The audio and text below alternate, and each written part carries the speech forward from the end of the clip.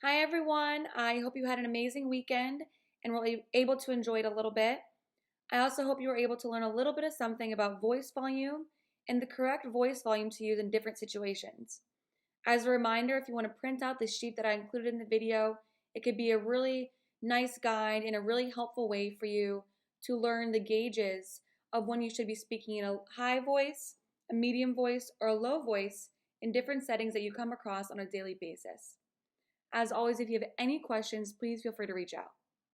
So today we're going to be talking about breaking social boundaries, part one. So first I'm going to start with the definition of what a social boundary is and how you might break it. So defining breaking social boundaries. When social boundaries are broken, other people may not want to be around you, they may not be your friend, or they may be upset by your behavior. This happens when someone speaks too loudly or too softly, gets too close or too far away from you, or uses private talk at the wrong time. So I'm going to show you guys a video that includes 3 separate videos in it, and each situation demonstrates how someone is either breaking a social boundary or behaving in the right way for the setting that they are in. And afterwards, we're going to talk about the video a little bit more.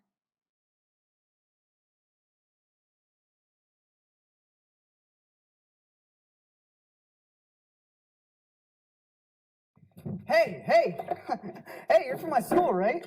Hi. What's going on? Nothing. My parents kicked me out of the house for a little bit today, but, here I come here, hang out. Okay. What's going on with you? Hey, look, it's that fat kid from math class. Dude, why you always pick your nose? It's freaking gross, man. Hey, what's that? You know Where'd what? you go? It's private. I gotta go.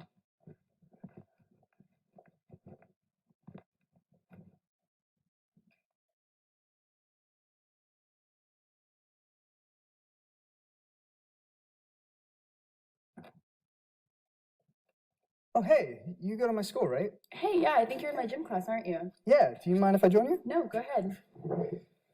So what are you doing here? I'm just waiting for my ride to pick me up. What about you? Me too. Oh, wow.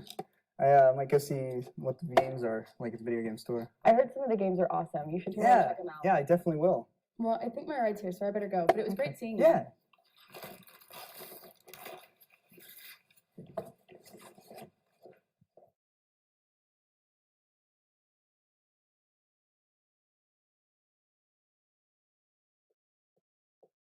Hey, I got this piece of candy for you. Here. Oh, thanks. Yeah? Well, I saw you eating one, so I figured there can be more from that. Oh, no, thank you. Well, how about pizza? I can't. I'm sorry. No? You want to go see a movie? I'll buy. No, thank you. All right, well, I bought you a Christmas present.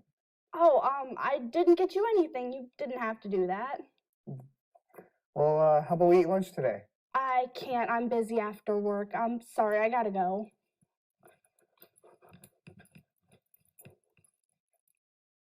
Alright, so as we just saw in the first video, the guy that came over to the table was breaking social boundaries. So it seemed like they were in a food court in a mall or maybe at school, and he came over and he was talking extremely loud. He pulled his chair up super close to the girl next to him. He didn't ask her if he could sit down. He started eating her food, and he also yelled to somebody across the food court that they were fat and asked him to stop picking his nose. And if you were watching the video and paying attention, you could really tell that the girl was uncomfortable by his actions. So this guy was breaking social boundaries.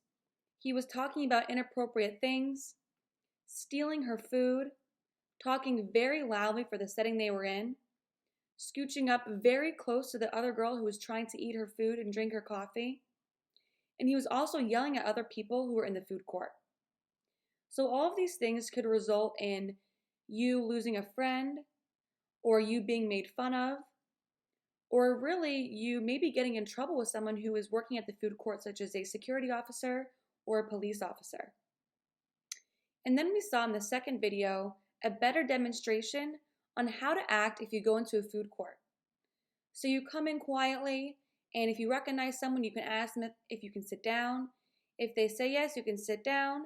You can say they made small talk about the video store and new video games. He had his own coffee to drink so he wasn't stealing her coffee or eating her food. And this is a better and a more proper way to act in a food court or a social setting that's not breaking social boundaries. So that interaction could lead to these two people maybe becoming better friends or seeing each other again outside of that food court situation because he was able to accept social boundaries and not break them. And then the last video, we saw two people who were at work. And one of the guys had a piece of candy and he went up to the girl and he said, he dropped it in her lap and he said, I got this piece of candy for you, here you are. And she was a little bit caught off guard because this was a gift that she didn't ask for. She said thank you. She was very polite. But then he kept asking her if he could take her somewhere, if he could buy her pizza, if he could take her or if he could get her a Christmas gift. And you could see this was making her very uncomfortable. She didn't ask for the piece of candy, and she didn't ask for any other gift afterward or to see him afterward. So he kind of thought that, hey, maybe if I give this girl a piece of candy, she'll like it and she'll want to hang out with me. Maybe she'll want to date me or be my friend and I can get her more gifts. So that's breaking a social boundary because she was very uncomfortable, was becoming a little bit upset, and didn't ask for the gift or to see him afterward. So if we're talking about social boundaries and the right thing to do, the second video is a demonstration of how you can accept social boundaries and how you can practice social boundaries and not break them.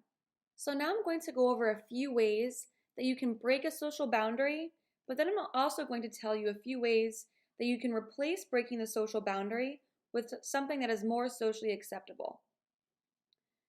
So first, we have burping. So if you have to burp, you can quietly do it in your elbow, or you can hold it in, or you can say excuse me afterwards. Nose picking. So nose picking is breaking a social boundary, and instead of picking your nose, you can blow your nose quietly into a tissue and then throw it away. Open mouth cough. So coughing with your mouth open is also breaking a social boundary, but what you can do is cough into your elbow and then say excuse me, or maybe even excuse yourself from the room if you have to cough a lot. Passing gas. So if you're passing gas and you're around other people, that is definitely breaking a social boundary. So if you have to do that, I would step away into the bathroom to do so, or at least be in an area where there's no one around you, so it's not breaking a social boundary. Spitting out food. So if you try something and you don't like it, or maybe you notice there's something in your food, you don't want to immediately spit it out. That's breaking a social boundary and can make others around you uncomfortable.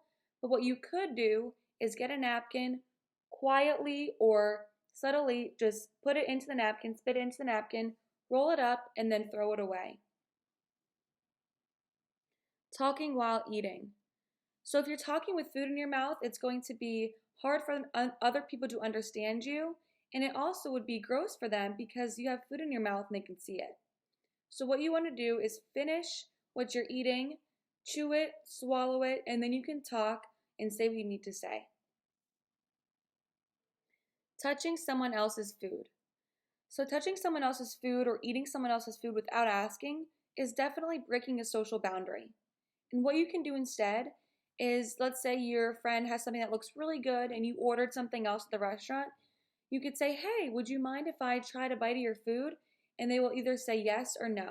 And if they say yes, then maybe you can have a bite of their food or they can put it on your plate so you can try it in a more socially acceptable way. And yawning. So if you're yawning, maybe if you're in class or someone's talking to you and you just let out the yawn and you don't cover it or say, I'm sorry, I'm very tired, that's breaking a social boundary. So something you can do if you have to yawn is cover your mouth like this or like this, and then you can say, I'm sorry, I'm just so tired, don't worry, I'm paying attention to you. So these are just a few things that break social boundaries and a few ways that you can do things better so you're not breaking the social boundary And so what you're doing is a little more socially acceptable. So I just want to go over a few things that can happen if you break social boundaries. So if you break social boundaries, it may stop development of friendships or relationships. It may break up friendships altogether. It may break up relationships if you're in a dating relationship. You could lose your job. And it also may lead to involvement in the legal system if breaking social boundaries becomes very severe.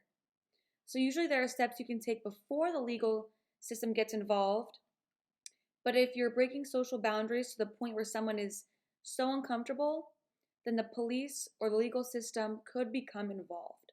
Okay, so now that we've learned a little bit about breaking social boundaries and some things you can do to not break those social boundaries or do them better, let's do our Check for Understanding Breaking Social Boundaries worksheet together. All right, everyone, here is our Check for Understanding Social Boundaries questions.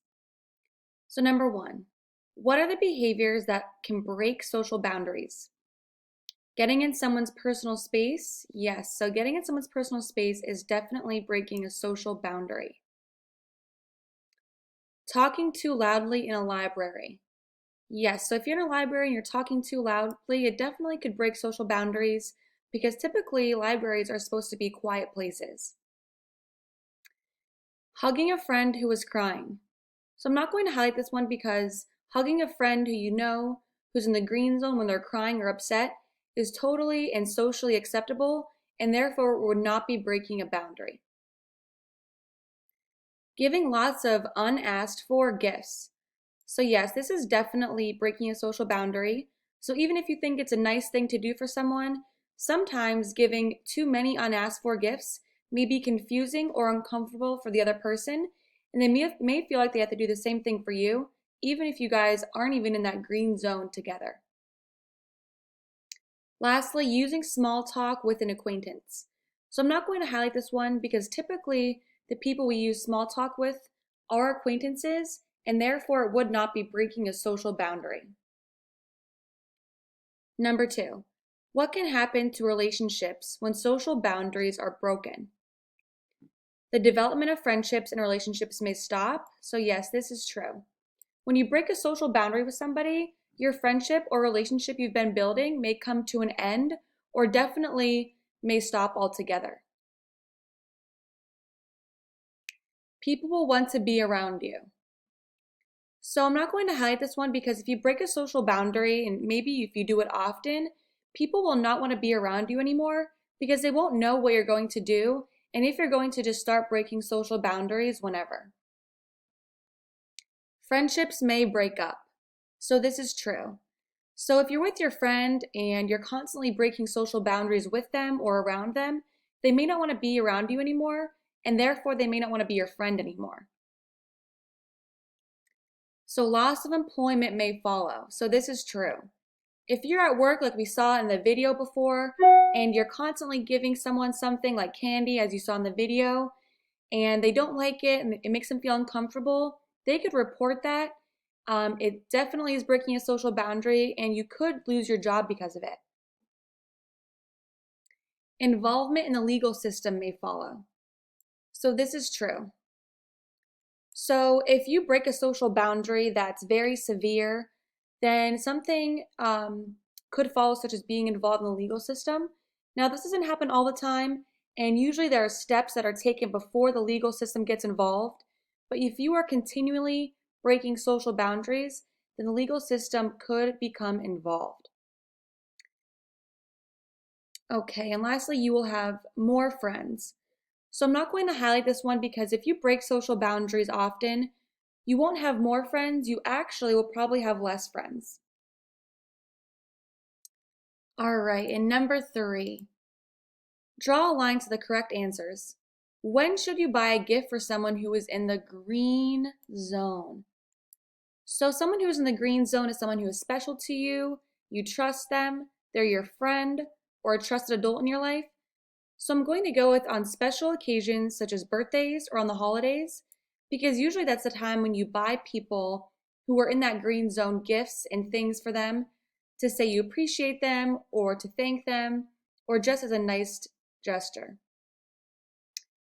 So number 4, how about people who are in the yellow zone? So people in the yellow zone may be someone like a teacher, maybe someone who drives the bus that you take every day, someone at Stop and Shop, someone that you see at the mall often. And you might buy these people a gift, maybe a card at the holidays. So these people, you might want to just buy them a card without a gift inside to say, thank you so much for what you do for me, and I appreciate you being this person in my life. And then lastly, number 5, people in that red zone, you never want to buy a gift for, because this would be an unasked for gift. And also people in that red zone, like we've talked about, are people who you probably do not know, and they also could be a bully or someone who doesn't treat you very well. So if you don't know someone, or they're a bully to you, or they don't treat you very well, then you would never want to buy them a gift. All right, everyone, so this is our Check for Understanding Social Boundaries questions. Okay, everyone, that's all I have for you today. I hope you're able to learn a little bit about breaking social boundaries and some things you can do to not break those social boundaries. As always, if you have any questions, please feel free to reach out. Thanks so much, and I'll see you guys next week.